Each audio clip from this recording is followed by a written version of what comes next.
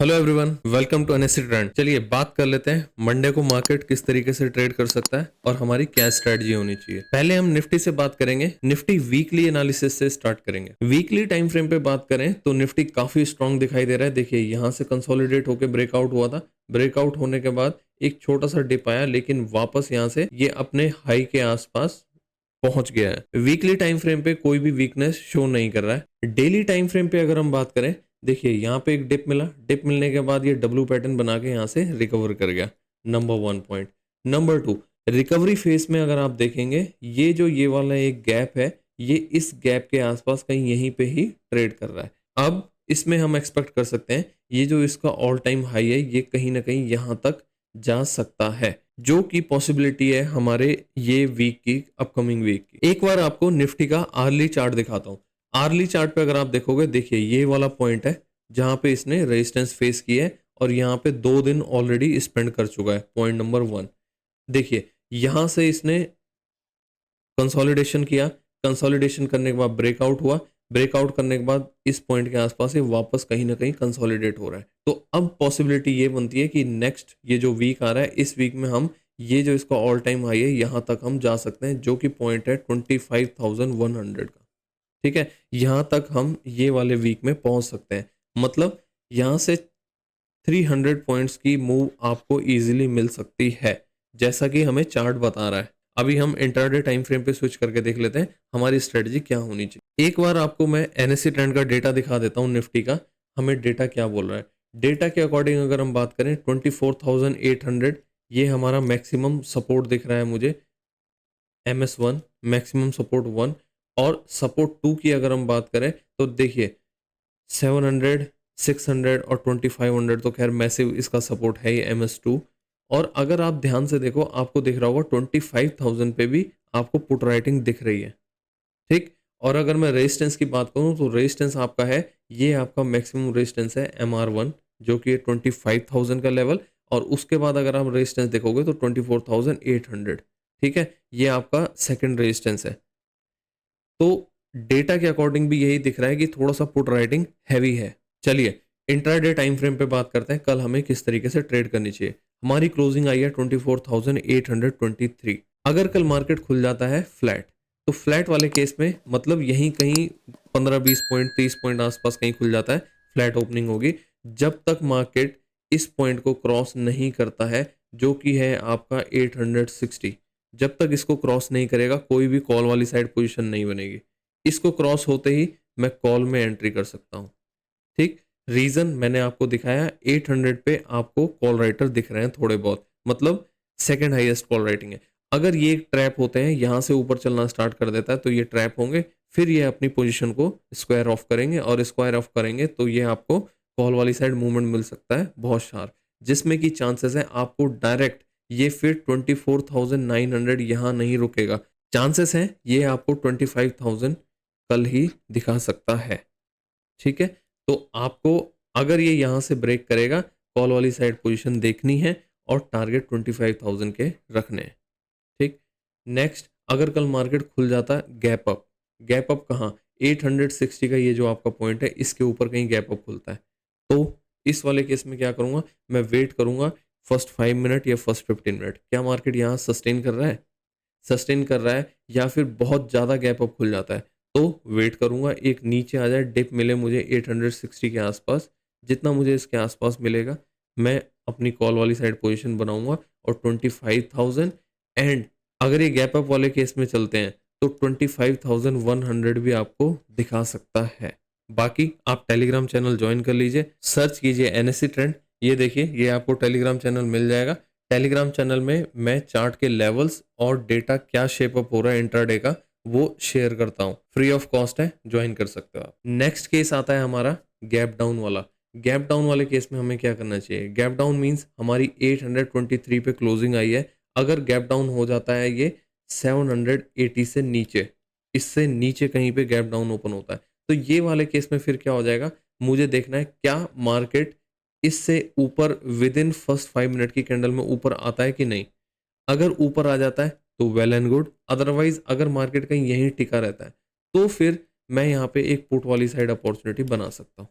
और पुट वाली साइड अगर मैं एंट्री देखूंगा तो मेरा यहाँ से target, first target 700 and then 600 का टारगेट के लिए मैं ट्रेड करूंगा फिर, जिसके की चांसेस मुझे बहुत कम लग रहे हैं। लेकिन अगर कल मार्केट इससे नीचे खुलता है 780 से और नीचे बना रहता है तो फिर मैं पुट वाली साइड एंट्री देख सकता हूँ। चलिए अब बात करेंगे बैंक निफ्टी की। बैंक निफ्टी का वीकली चार्ट आपके सामने है। वीकली टाइम फ्रेम पे मुझे क्या दिख रहा है, देखिए कंसेक्यूटिव ये दो हैमर बना रहा है बॉटम पे, ठीक है। इसका मतलब ये बेस फॉर्म करने की पूरी कोशिश कर रहा है। लेकिन यहाँ पे इंटरेस्टिंग चीज क्या है, देखिए यहाँ इसने पहला हैमर बनाया, सेकेंड टाइम गैप डाउन खुला थोड़ा सा, लेकिन पहले नीचे आया, पहले सेलिंग आई, फिर ऊपर गया और वापस आके यहाँ पे क्लोजिंग दी है, ठीक। और फिर उसके बाद देखिए नेक्स्ट वीक में क्या हुआ, फिर गैप अप खुला, यहां से तो गैप अप खुला, इस कैंडल से अगर हम बात करें तो ये तो गैप अप है, लेकिन पहले सेलिंग आई, फिर उसके बाद ऊपर आया और यहाँ पे क्लोजिंग दी है। इसका मतलब बायर्स यहाँ पे जोर लगा रहे हैं, नंबर वन पॉइंट। इसका मतलब बायर्स यहाँ पे एक्यूमुलेट हुए हैं, फर्स्ट थिंग। सेकेंड पॉइंट ये है कि सेलर्स ने भी अभी तक यहाँ पे हार नहीं मानी है। इसका मतलब वो पहले नीचे लेके आ रहे हैं, लेकिन बायर्स यहाँ से कंट्रोल लेके फिर वापस ऊपर ले जाके क्लोज कर दे रहे हैं, ठीक है। तो ये वाला वीक डिसाइडिंग हो सकता है, चांसेस है कि यहाँ से आपको एक ट्रेंडी मूव मिल सकता है, क्योंकि 3 वीक हो गए ऑलमोस्ट बैंक निफ्टी में कोई खास मूवमेंट नहीं आया है। तो ये वाला वीक एक ट्रेंडिंग मूव हो सकता है। लास्ट 3 वीक से अगर आप कहो तो ऑप्शन सेलर के लिए बहुत अच्छा रहा बैंक निफ्टी, लेकिन ये वाला वीक बायर्स के लिए अच्छा हो सकता है अगर आपको एक ट्रेंडिंग मूव आती है तो। चलिए अब बात करेंगे हम डेली टाइम फ्रेम पे। डेली टाइम फ्रेम पे अगर आप देखो, बैंक निफ्टी में डिप आया, डिप आने के बाद एक डब्ल्यू पैटर्न बनाया और इसका ब्रेकआउट मिला, लेकिन इसने ब्रेकआउट को रीटेस्ट करके कहीं यहीं पे ही ट्रेड कर रहा है, नंबर वन पॉइंट। अगर निफ्टी की बात करो, निफ्टी ने ये ब्रेकआउट देने के बाद यहाँ जो इसका ऑल टाइम हाई है, कहीं ना कहीं इस पॉइंट के आसपास ट्रेड कर रहा है निफ्टी, और बैंक निफ्टी यहीं पे ट्रेड कर रहा है। तो चांसेस ये हो सकते हैं कि इस वीक में निफ्टी थोड़ा सा कंसोलिडेट करे और बैंक निफ्टी यहाँ से रिकवरी देके निफ्टी के साथ पहुंच जाए। तो चांसेस हैं बायर्स के लिए बहुत अच्छी अपॉर्चुनिटी है बैंक निफ्टी में ये वाले वीक। अब बैंक निफ्टी में अगर ब्रेकआउट आता है तो ये कहाँ तक जा सकता है, देखिए अगर ये यहाँ से ब्रेकआउट करता है तो मेरा यहाँ जो टारगेट हो जाएगा ये वाले पॉइंट का हो जाएगा कहीं ना कहीं। तो ये वाला पॉइंट आपका आ जाता है कम से कम 52,000 के आसपास का मेरा लेवल है, जो कि ये वाले वीक में यहाँ तक ट्रेवल कर सकता है। तो सीधे सीधे अगर मैं आपको बोलूँ 1000 पॉइंट के आसपास की मूवमेंट आप एक्सपेक्ट कर सकते हैं। अगर ये आता है तो फिर यहाँ से ऊपर भी निकल सकता है, लेकिन इतना तो मैं एक्सपेक्ट कर ही सकता हूँ ये वाले वीक में। चलिए एक बार आर्ली चार्ट भी देख लेते हैं बैंक निफ्टी का। आर्ली चार्ट के अकॉर्डिंग आप देखिए, इस पॉइंट पे इसने कंसोलिडेशन किया, ठीक है, और कहीं ब्रेकआउट देने के बाद यहीं पे रीटेस्ट करके वेट कर रहा है, ठीक है। अगर आप यहाँ ध्यान से देखो, आपके पास रिस्क रिवॉर्ड कितना अच्छा है। अगर कोई फ्यूचर में ट्रेड करना चाहता है या फिर पोजिशनल ट्रेड करता है, उसके पास कितना अच्छा रिस्क रिवॉर्ड है। देखिए रिस्क आपका इतने पॉइंट का है, इसका आप रिस्क लगा के और एंट्री कर सकते हो कॉल वाली साइड, और आपका अपर साइड जो टारगेट होगा, फर्स्ट टारगेट आपका यहाँ तक तो आपका इजीली पहुँच सकता है, जो कि है 51,500 से लेके 600। ये आपका पॉइंट फर्स्ट टारगेट हो सकते हैं यहाँ से इमीडिएट लेवल पे। और इसके बाद अगर आप देखो तो ये 52,000 और 52,250, ये दो टारगेट के लिए आप देख सकते हो अपर साइड, यहाँ से अगर ब्रेकआउट मिलके ऊपर चलता है तो। चलिए अब बात करेंगे बैंक निफ्टी के ऑप्शन चेन के डेटा की। ऑप्शन चेन के अकॉर्डिंग मुझे क्या दिख रहा है, 51,000 पे आपको रेजिस्टेंस दिख रहा है MR1, ठीक। और सपोर्ट की अगर हम बात करें तो 51,000 पे ही मैक्सिमम सपोर्ट 1 है, जो कि रेजिस्टेंस से कम है। इसका मतलब कॉल राइटिंग ज़्यादा है 51,000 के लेवल पे, put writing according to call writing कम है। लेकिन अगर सपोर्ट की बात करूँ, सेकंड सपोर्ट की, तो वो है 50,500, यहाँ से 500 पॉइंट दूर। और अगर रेजिस्टेंस की बात करूँ तो वो भी 500 पॉइंट दूर दिख रहा है, मैक्सिमम रेजिस्टेंस 2, जो कि 51,500।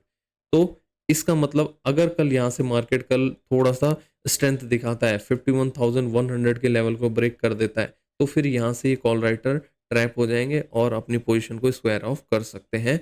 फिर आपके पास नेक्स्ट टारगेट 51,500 इजीली आपको दिख रहा है। अगर हम यहाँ से दूसरी साइड देखें, 50,900 अगर ये नहीं वेट कर पाता है, 850 अगर ये ब्रेक कर देता है, तो आपको फिर 50,500 का लेवल भी दिख सकता है।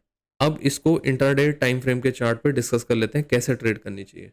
आपका ये आ गया इंट्राडे का चार्ट, 50,933 पे हमारी आई है क्लोजिंग, ठीक। अगर कल मार्केट खुल जाता है फ्लैट, फ्लैट मीन्स 100 पॉइंट या 150 पॉइंट तक बैंक निफ्टी में हम फ्लैट ही कंसिडर करते हैं।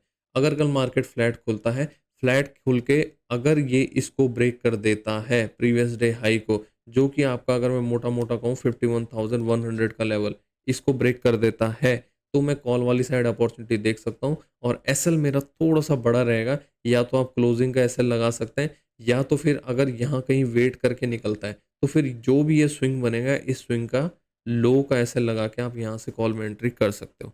ठीक है। और अपर साइड मेरा टारगेट आएगा 51,500 से लेके 600 का टारगेट मेरे को कल ये दिख सकता है। ठीक है, फर्स्ट टारगेट तो ये होगा। उसके बाद अगर कल मार्केट स्ट्रेंथ दिखा रहा होगा और डेटा बहुत ही ज़्यादा बुलिश शो कर रहा होगा, एनएससी ट्रेंड आप टेलीग्राम चैनल ज्वाइन कर सकते हो, मैं वहाँ आपको इन्फॉर्म कर दूंगा और फिर उसके अकॉर्डिंग हम आगे के टारगेट के लिए प्लान कर सकते हैं। नेक्स्ट केस, अगर कल मार्केट खुल जाता है गैप डाउन, गैप डाउन कहाँ खुल जाता है? इस पॉइंट के नीचे, सीधे सीधे अगर आप बोलो 850 के नीचे गैप डाउन, या गैप डाउन फ्लैट होने के बाद भी अगर ये 850 को ब्रेक कर देता है, तो दोनों केस में मैं पुट वाली साइड अपॉर्चुनिटी देख सकता हूँ। और पुट वाली साइड फिर जैसा कि मैंने आपको डेटा दिखाया था 50,500 और 400 तक के टारगेट के लिए मैं फिर ट्रेड करूंगा। थर्ड केस आ जाता है हमारा गैप अप। गैप अप कहाँ होता है? 51,100 के ऊपर। ठीक है, इसके ऊपर अगर गैप अप खुलता है और यहाँ वेट करता है, या फिर एक डिप देता है और फिर दोबारा इसको ब्रेक करता है, तो डेफिनेटली कॉल वाली साइड अपॉर्चुनिटी देखूंगा। और 51,500 600 फर्स्ट टारगेट, और डेटा अगर स्ट्रेंथ शो कर रहा होगा तो फिर आगे के लिए प्लान कर सकते हैं। ये रहेगी हमारी कल की स्ट्रेटजी। आई होप आपको ये वीडियो पसंद आया होगा। आज के लिए इतना ही रखते हैं। अगर आप फर्स्ट टाइम वीडियो देख रहे हो, चैनल पे नए हो, तो सब्सक्राइब जरूर कर लें और वीडियो को लाइक एंड शेयर जरूर कीजिए, और कमेंट सेक्शन में अपना फीडबैक जरूर दिया कीजिए कि आपको वीडियो में क्या अच्छा लगा, या अगर अच्छा नहीं लगा तो मैं उस चीज़ के ऊपर काम करूँगा। आप अपने फीडबैक जरूर मेंशन कीजिए। Thank you.